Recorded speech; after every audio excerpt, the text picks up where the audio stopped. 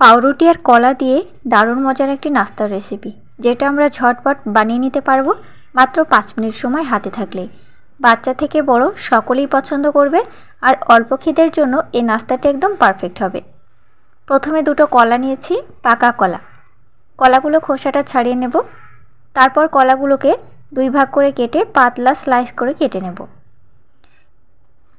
আজকের নাস্তাতে হাতে গোনা 3 থেকে 4টে উপকরণ লাগছে, আর এগুলো সম্পূর্ণ ঘরোয়া উপকরণ।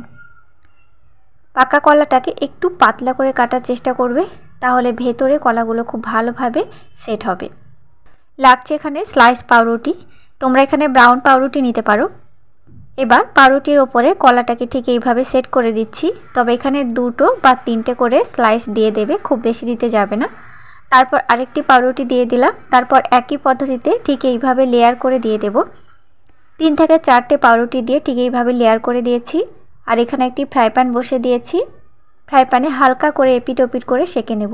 এখানে অলিভ অয়েল ওপরে আমি সেঁকে নিচ্ছি, তোমরা চাইলে বাটার বা রিফাইন্ড অয়েলের ওপরেও সেঁকে নিতে পারো।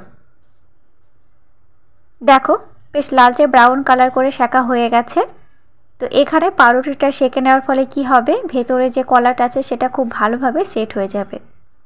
ব্রেডগুলো এইভাবে খাওয়া যাবে, তবে আজকে আমি এইভাবে পরিবেশন করব না, আর একটু স্বাদ আনবো। তো স্বাদটা বাড়িয়ে তোলার জন্য একটি ছোট্ট বাটিতে একটি ডিম নিলাম। ডিমের সাথে দেব 1 কাপ লিকুইড দুধ। দুধটা অবশ্যই একটু জাল করে নেওয়ার চেষ্টা করবে। দুধটা দেওয়ার পর খুব ভালো করে মিশিয়ে নেব।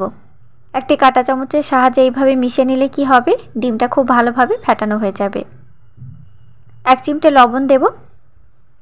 দেখো ফ্রেন্ডস, খুব ভালোভাবে গোলাটা তৈরি হয়ে গেছে। এবার আগে থেকে যে আমি ব্রেডটা ভেজে রেখেছি, সেই ব্রেডটা এবার গোলার ভেতরে দিয়ে দেব। তারপর এপিট ওপিট করে চুবিয়ে আমি আবারও ফ্রাই প্যানে ফ্রাই করে নেব। এইভাবে ফ্রাই করার ফলে কি হবে বলো তো, ব্রেডটা খেতে একটু বেশি টেস্টি হবে, সাথে দুধ আর যে ডিমের মিশ্রণটা আছে সুন্দর একটা ফ্লেভার আসবে। চাইলে তোমরা অয়েল ফ্রি ভাজতে পারো, তাতে কোনো অসুবিধা নেই। আমি কয়েক ফোঁটা অলিভ অয়েল দিয়ে দিলাম। এখানে বাটারও দেওয়া যাবে। বেশ এপিট ওপিট করে লালচে করে ভেজে নিলাম, আর বাড়তি যে গোলাটা ছিল সেটাও দিয়ে দিলাম। গ্যাসের ফ্লেমটা একদম মাঝারি লো আঁচে আছে। আস্তে আস্তে ঠিক এপিট ওপিট করে দেখো ফ্রাই করা হয়ে গেছে। এটা একেবারে এখন সফট, ভীষণ সফট, আর এটা হাত দিলে কিন্তু ভেঙে যাবে। তো যাই হোক, এবার আমি একটি প্লেটে তুলে নিচ্ছি। ক্ষুধে বাচ্চা বা ছোট থেকে বড় সকালবেলায় অল্প ব্রেকফাস্ট খুব জলদি বানিয়ে নেওয়া যাবে, আর অল্প খিদের জন্য কিন্তু আজকের নাস্তাটি একদম পারফেক্ট হবে, পেটও ভরবে। ভিডিওটি ভালো লেগে থাকলে বাড়িতে অবশ্যই একবার ট্রাই করে দেখতে পারো, আর কেমন হয়েছে সেটাও আমাকে কমেন্টের মাধ্যমে অবশ্যই জানাবে। আর নতুন নতুন রেসিপি পেতে হলে চ্যানেলটি সাবস্ক্রাইব করে দিয়ে অবশ্যই আমার সাথে থাকবে। তোমাদের সাথে দেখা হবে আবার নেক্সট এপিসোডে। ততক্ষণ তোমরা ভালো থেকো এবং সুস্থ থেকো। Thank you.